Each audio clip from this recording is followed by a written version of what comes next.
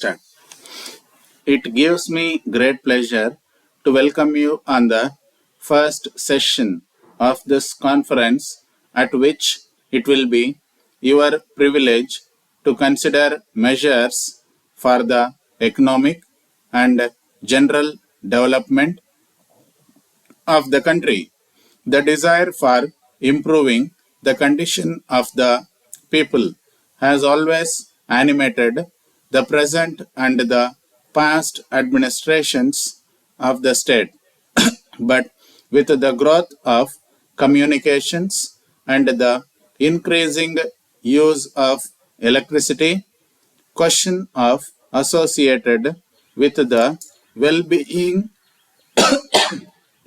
of the people, the need for greater attention to industrial and commercial development in beginning is to be recognized.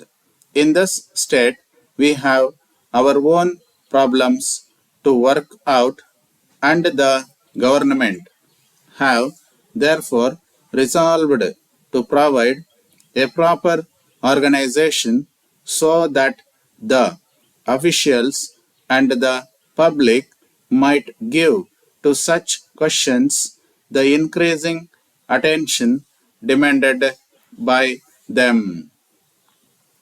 The economic inefficiency of our people will be patent to anyone who looks beneath the surface of things.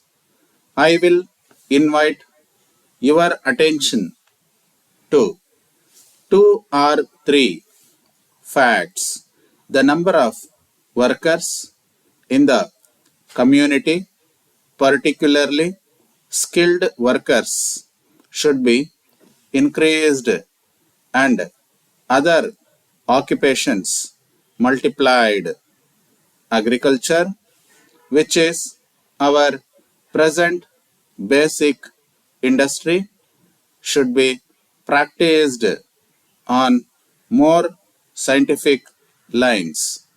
The cultivators should learn to estimate cost of production and should be taught the elementary knowledge which have relation to agriculture.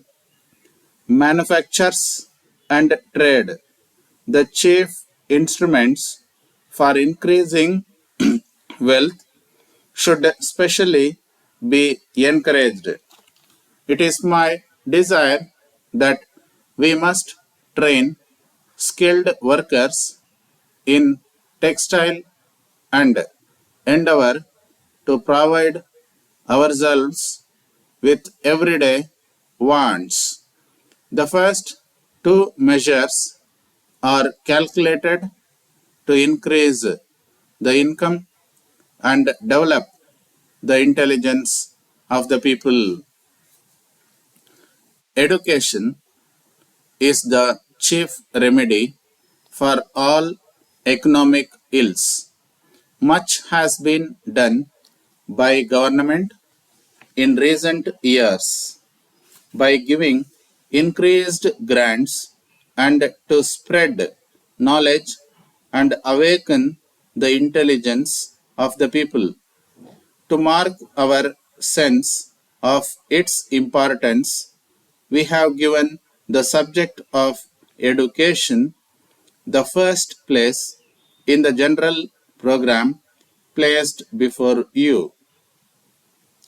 In starting investigation into the economic condition of the state, we shall be practically inquiring into the causes of ignorance, poverty, and ill health. I have already referred to. These calamities must exist in some degree in every country and at all times, but our object must be to minimize them. The times are changing. The progress of communication has a reduced distance and is causing competition in agriculture and manufactured products. If we are to progress at all, we should revise our old ideas and notions of work which retard progress. The subjects given in the agenda are typical of the question which will engage your attention, but they are by no means exhaustive. Some of the subjects will take years before any appreciable result achieved, but there are also many specific questions on which, after a few months' inquiry and perhaps after taking expert advice, immediate practical action should be possible. The conditions affecting economic progress in this state should be compared with those in other progressive countries.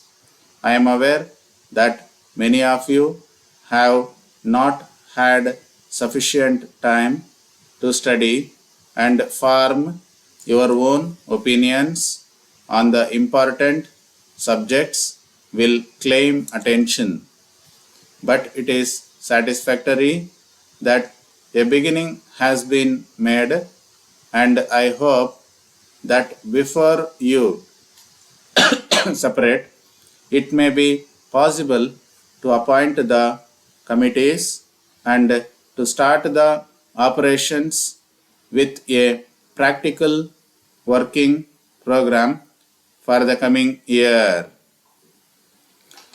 Dear sirs, we thank you for your letter and note that you have considered the suggestion contained in our letter of the 31st March, but at present do not see your way to agree to our request to become our representative. We certainly would like you to consider the matter, for we feel quite sure that the position would be satisfactory from every point of view.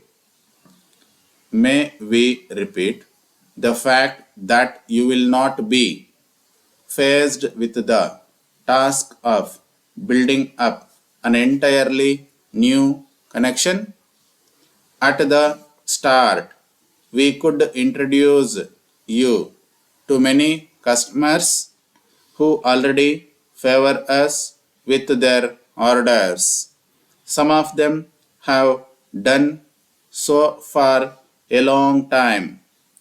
Our firm is well known and we venture to say enjoy a good reputation amongst tradesmen and the large poultry farmers. During the past few years, the number of our customers in the district has doubled. In view of this, you can understand our desire to have someone on the spot to visit our friends and be in a position to forward our interests.